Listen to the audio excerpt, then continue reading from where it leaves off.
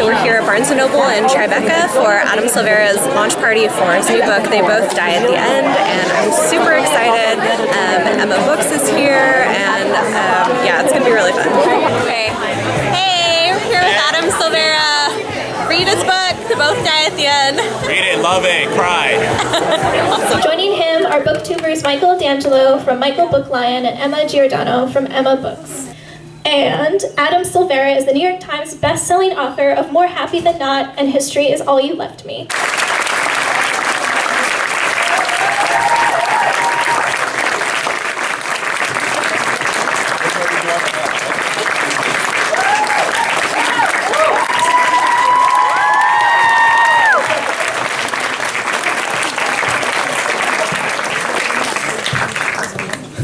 Hi. Thank you all so much for coming tonight. I'm like pretty emotional today. No, it's obviously been sort of a very awful year for our country, and it feels odd to celebrate a book. But I'm just so grateful to everyone who is just so masterful at both doing the work and making sure that we don't forget the hate that Trump is trying to normalize in our country, and remaining vocal every day, and also putting out great art to continue to inspire our kids and our teens that will ultimately make them greater empathetic people who will completely fuck Trump's people over in the future. So yeah, thank you so much for being present today, especially for a book with queer protagonists. It's a turnout like this is very heartening. And will hopefully be reflective in our industry. So thank you again, and I'm so happy to be joined today by Michael and Emma. That opening was amazing. Yeah.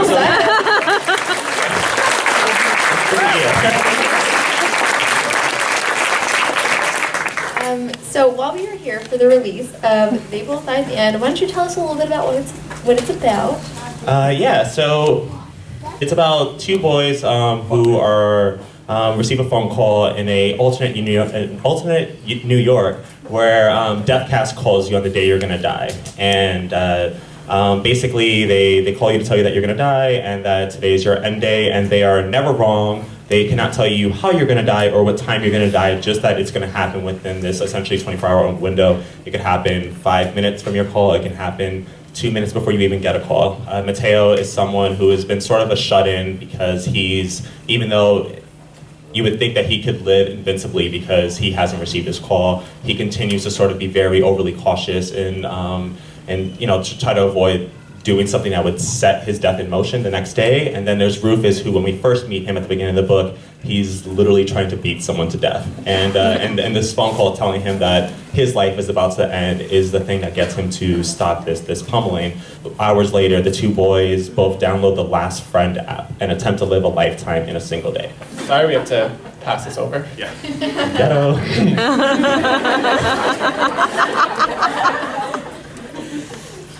Okay, so you've said this book has taken you 5 years. The process of the book has taken you 5 years to write. So can you tell us how it went from that little notebook we've seen on Instagram to this beautiful published thing we have here today? I can. Interestingly, hold on.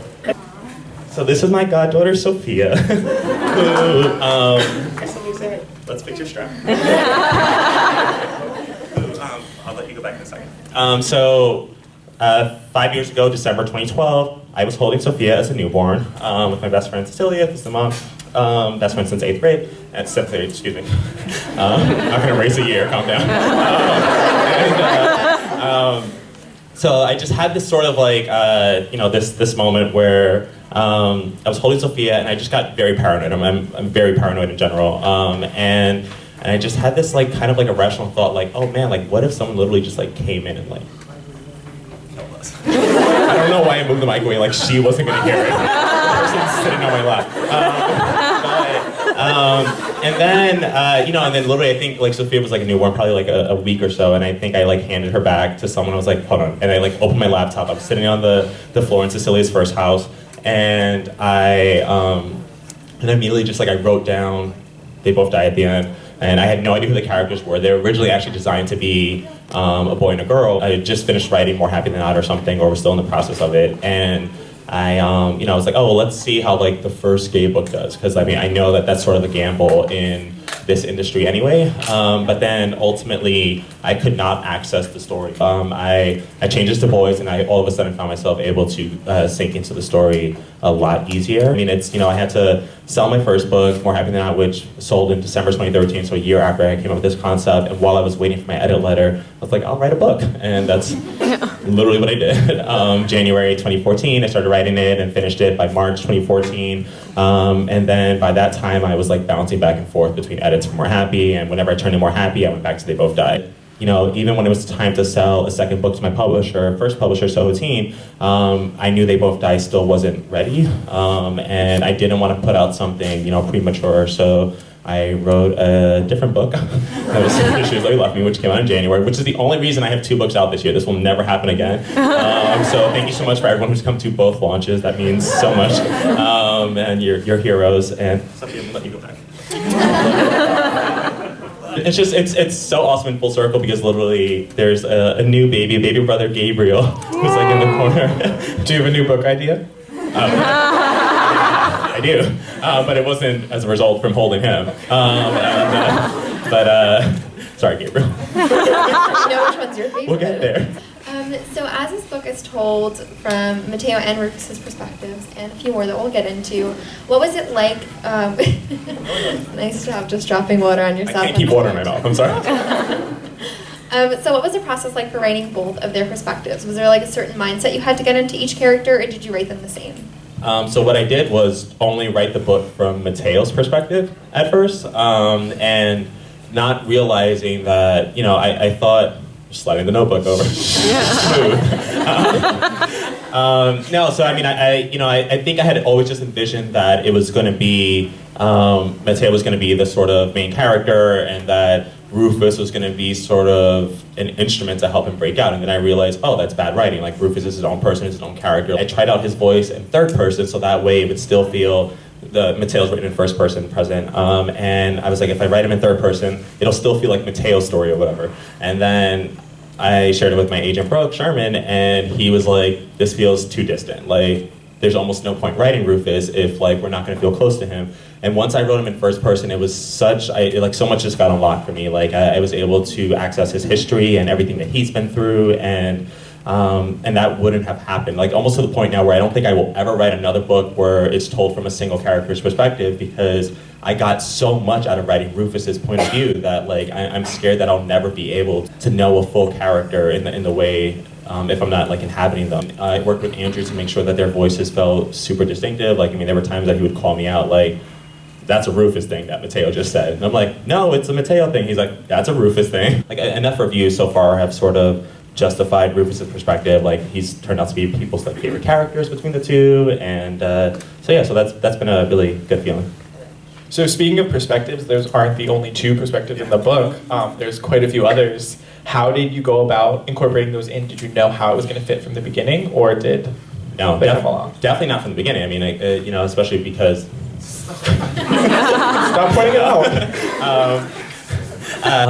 The third perspectives, they sort of came later. I remember I was playing around with them for years, but we didn't want to include the third person perspectives because you sort of need to read them like as a whole to sort of justify like their momentum and then its resolution. I turned in the full drafts to Andrew, and he's like, that was a lovely surprise. Like, I didn't know that was going to happen, and I was fingers crossed. I was like, please don't hate this, because I really loved it. You get to see perspectives from the Deathcast operators who deliver the phone calls to Mateo and Rufus, and their best friends, their enemies, and such, and all those perspectives ultimately collide into what goes down at the end. And it was an important window for me to introduce to the reader, because otherwise there were just so many things that were going to feel too convenient. How we got this character who we see very briefly at the beginning of the book at point A or whatever, and how they get to the place of point Z. There were tons more that we actually excluded too, because they weren't bringing much to the narrative, but that's what like bonus content is for in the future. So what inspired you to write a story that was so focused on the balance between living and dying? Well, I mean, I'm just super paranoid about death. Like, I mean, you trace like all 3 of my books so far, you know, like More Happy Than Not, confronted suicide, and History is Where You Left Me. I mean, she would have gotten away with it this time if she didn't bang it against my knee. Nice job, Emma. Make a big deal out of it. And then History is Where You Left Me dealt with, like, you know, losing the person who you imagine an entire future with, a lost love and best friend, and then they both died at the end. It's like confronting your own mortality. And so I just, you know, it's just always been on the brain, and it's something we just like don't know like what happens after, and that's kind of you know, it's like frightening, and but you know, it's been really good for me like having written this book now, because I feel like I've been living a little more like adventurously like since writing it. Like today I was hanging out with the Epic Reads team, and it was awesome because we did a bunch of things, including get my caricature drawn for the first time. This is me. Which I've never done before. So we did like literally like a bunch of like touristy things. Not 100% convinced it's me, but the guy was very sweet. It was literally the only person in Times Square that we could find. Like it was wild. Like we thought like, oh, we'll just bump into someone from street to street, and like, no, this was not the case. So I almost to the point where we thought this was like just a dead art. And then while we gave up and we're all looking at our phones and we look up, and the guy was like right on the corner, like 4 feet away from us. So then, and we also, we rode the tram today. Scary, and definitely felt bold to do something so high like that on the day of my launch. That's a book about death and everything. I never used to get on planes, and I never used to make the first move on guys, and I never used to do like so many things. And lately now I'm more than happy to do so, and I don't care if it means I get humiliated. I don't care, you know. It's just at the end of the day, I'll get a story out of it if something bad happens. You know, it's something that I definitely got away from like writing him. Okay, so to lighten things up a little bit, if there were an Adam Silvera multiverse, what 2 characters do you think would make the best pair? Like from my previous the 2 different books. Yeah, dead or alive. Okay. Which you never know in an Adam Silvera novel.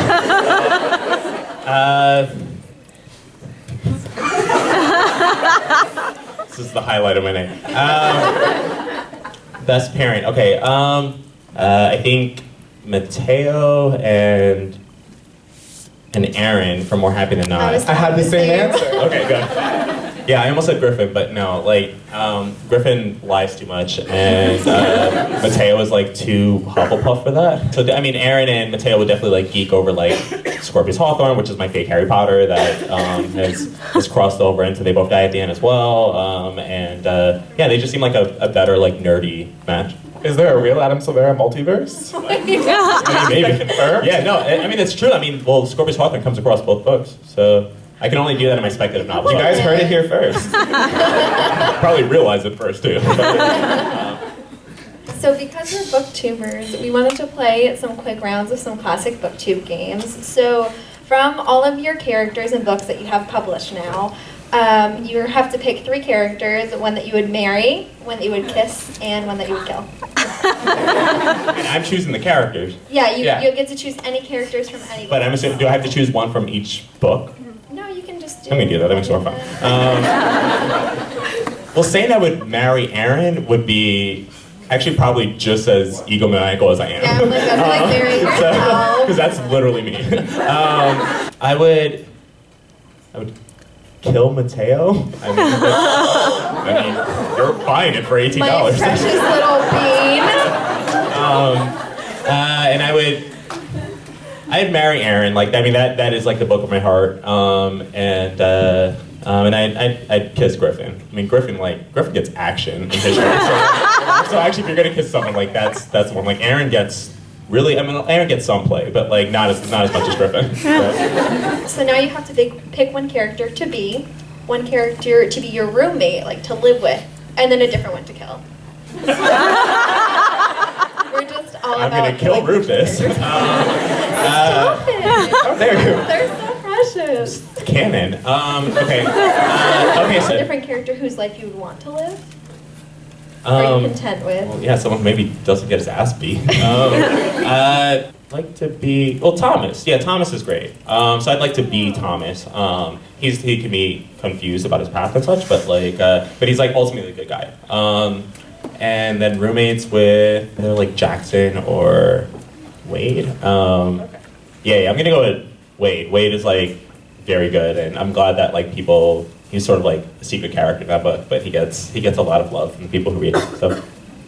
He's my favorite from history. Like he would like do the dishes and stuff. Because Is that the only reason? That's his redeeming quality. It's a big one. You have to pick one to burn, one to rewrite, and one to reread. I'm not gonna burn They Both Die. I'm trying to get you all to buy it right now. Okay, wait. Is there like? All right, wait. So I'm not burning They Both Die. But what are the options again? What am I doing? Rewrite and reread.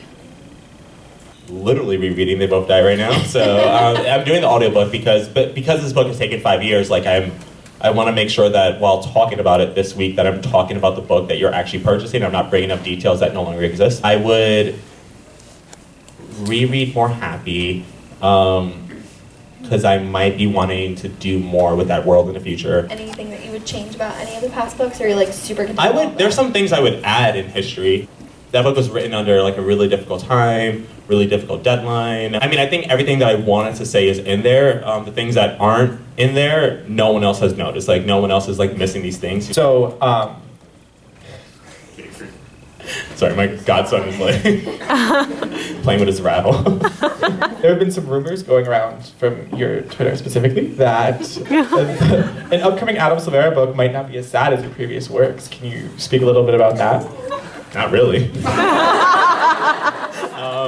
No, we're getting a no. I can speak about it. We're getting a no. No, I mean, I'm working on something that I think is not as like, you're not going to feel like as scared to read it, you know, but like, I mean, but here's, I mean, this is definitely worth noting that like, I don't think I'm ever going to write something that feels like so awesome and happy and perfect and you get everything you want. Like there are so many authors who are doing that so beautifully. That's not me. And I mean, I think it's just because I grew up with a lot of hardship. I want to make sure that we're also, I'm writing it for myself to process things, and I want to also make sure that we're reaching teens who are also going through hardship and maybe don't get the guy or the girl at the end. And because they need to see that ending too, otherwise they're left thinking, you know, like, oh man, if I don't end up with my significant other or whatever, or like boyfriend of the week, that I lost, you know.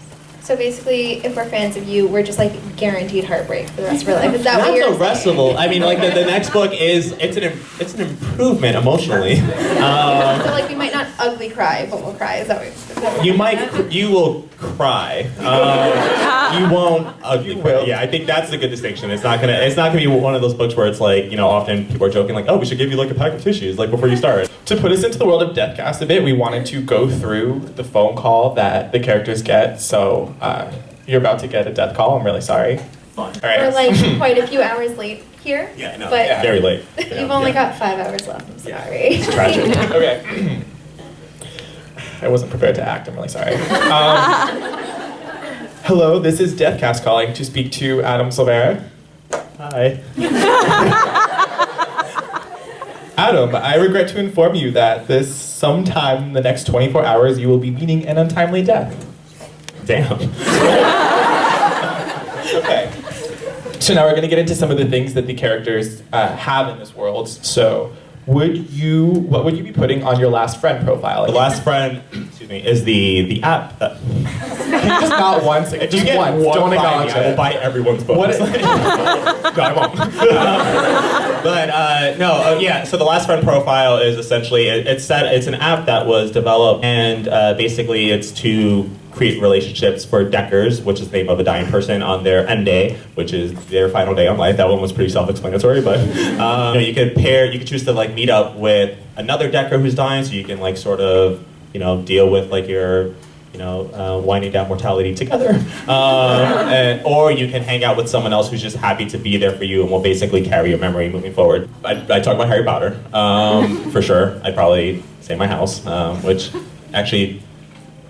is? It's not consistent these days. Like, I mean, Time Magazine said I was Slytherin, but Pottermore said I was Ravenclaw, and I'm just like, Slytherin? Slytherclaw. There's Slytherclaw, or like, but then I also feel really like, I don't know, like good and earnest, and I feel pretty Hufflepuffy sometimes, so wow. It's just like, it's really hard. So like you're divergent. I'm pretty divergent, yeah, in the Harry Potter universe, yes. But probably talk about how I want to do something super exciting, even if it is pretty risky. I'd be open about my sexuality because that'd probably be important. So you mostly have Mateo's profile. Yes. My best friend Cecilia, she disagrees with me, but I feel like Mateo is the narrator like least like me. Like, I mean, literally by design, I wanted to write someone who I will like, you know, like aspire to be. Like, he's just such a good person. Like, he's the last person you want to see die, and he's the first person who you find out is getting a Deathcast call. I just want to be better like him, you know, in all my like daily interactions. So what would you do at Make a Moment?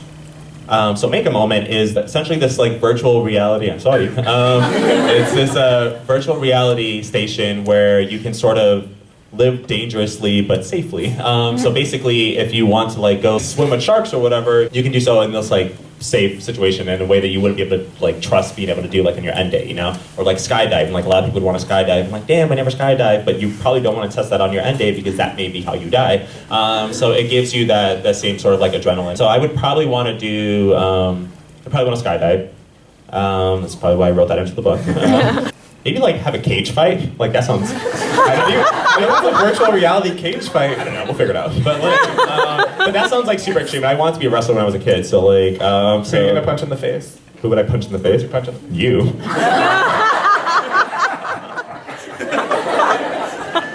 Not even. Oh, and Trump. Yeah. I want to like actually punch Trump. Like I don't want to like virtually punch him. So yeah. I'm just feeling so attached right now. Okay. Would you want the person you spend your last day with to be a Decker or to be someone who lives past this last day with you? Someone who lives past. Like I mean. I'm being doing that sneaky. slowly. Like I mean. No, I mean, so basically, I mean, one of the things that I love about writing books is that, you know, they will continue to exist long after I'm gone, which won't be for a century, probably. And like, I just like this idea of like leaving a piece behind. It feels a lot of ways like a benevolent Horcrux, essentially. Like, I mean, because literally, I mean, it does feel like there's like a piece of my soul in like each of these books, and it's not something that I just like wrote for like, you know, for fun. Like I was sorting through something with each of these books. So I think I would want, if I'm hanging out with someone, I'd like for them to be able to like, I don't want to say like sing my praises, but basically, you know, say like, oh yeah, like it sucks that this person is gone. You know, in the same way that I want people to be able to read this book and miss these characters after the novel's resolution. Well said. Thank you. It's my first time coming up with that. Okay, so we're gonna open it up to questions from you guys. So if you have any questions for Adam, feel free. Should I get down there with the microphone? If you want to. I'll take care of it. You don't have to. So if you have a question, you can raise your hand, and Adam will pick it up. Yeah. So it's September and there are lots of new releases coming out. What is your most anticipated release besides They Both Die? Oh.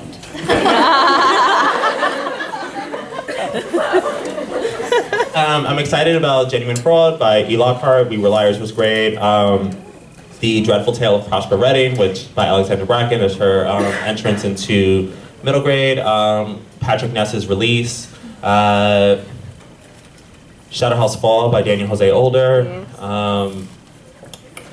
There's some, I mean, Language of Thorns by Leigh Bardugo. I've read all her books, I mean, except Wonder Woman. I'm getting there, just came out. I mean, there's so many books. I'm gonna walk away from here like, oh, someone hates me. Yeah, I mean, September's a great month. It's tons of really exciting new releases, and I wish I can remember on the spot like this. I'm gonna steal a question from Christine Riccio and ask if you had to replace the characters and They Both Die at the end with their Harry Potter character equivalents, what would they be? This question requires me knowing which Harry Potter characters are most similar to them. You know, I would actually kind of love to see Harry and Tom Riddle, like in terms of like finding each other the last Red Dab and just seeing how that ends up. You know, like if it turns into literally what we saw in Deathly Hallows, where they like kill each other, or like if they're the ones who are responsible for each other's deaths, or if like some exciting slash fiction happens. Yeah. Are you suggesting that Harry Potter and Tom Riddle are... I mean, there's a reason I said Tom Riddle, not like busted Voldemort, you know? Like, Tom Riddle was hot, you know? But like, just, I mean, he wasn't. I mean, he was bad, but he like wasn't quite there just yet. So I think we can catch him like right before he's like full on Nazi. You know, like that would probably be great. So if Mateo and Rufus could be any Hogwarts house, what houses would you sort them into?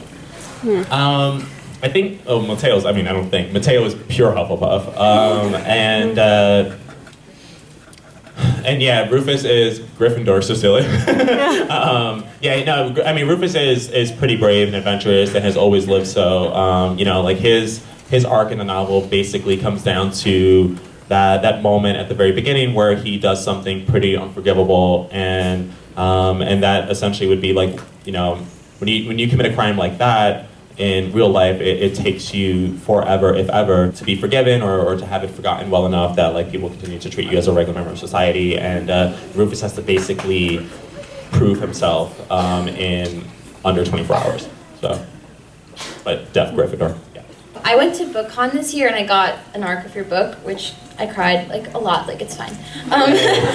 And so I can easily say that this is one of the first books that I've read that has an ending that stuck with me for literally a month. Like it was like all I thought about. And I got to thinking about the last call thing, and I was wondering, do you think getting the last call means you die? Like you're supposed to live your day, but if you get a call, it means you die. Like, no, that's a bad way to phrase it. Like, basically, if they didn't get the call, if it wouldn't have happened, sort of deal? Yeah, like, if you didn't get a call, you weren't gonna die. Like, having a psychological factor, knowing that you're gonna die that day impacts it. Yeah, like, basically, like, is this happening because you know it's gonna happen? Like, is it a self-fulfilling prophecy, essentially? I mean, even if you don't get the call or whatever, and it's your end date, I mean, there are some people who opt out, and like choose to live as we do now, like completely ignorant as to when it's going to happen. I don't think it's a self-fulfilling prophecy, maybe in the way that they sort of like navigate what they do, but you know, and that's presented in the novel. You know, we get a perspective from a suicidal character who is very troubled, but she didn't get the call that day.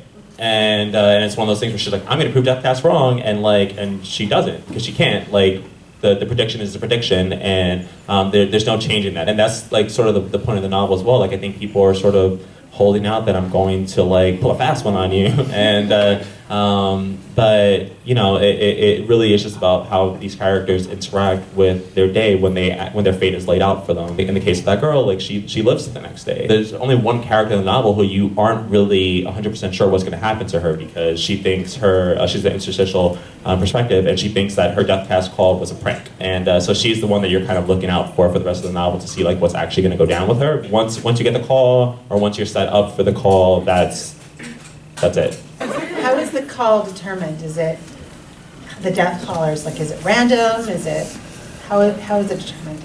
It is never disclosed in the book. It's not like Deathcast is sort of like eeny, meeny, miny, mo, but it basically, however they receive this information, it is not known to me, it is not known to the reader, it is not crucial to the narrative. It just sort of is what it is. Everyone takes it as face value because there have never been any reports where people have beaten their Deathcast call, so you just sort of accept it as fate. Deathcast is, at the time of this book, has existed for 7 years now, and they have a very clean record. I have a theory, something that I used in my head to make sense of everything, like for the self-fulfilling prophecy question, and for this, of course, but I won't share that.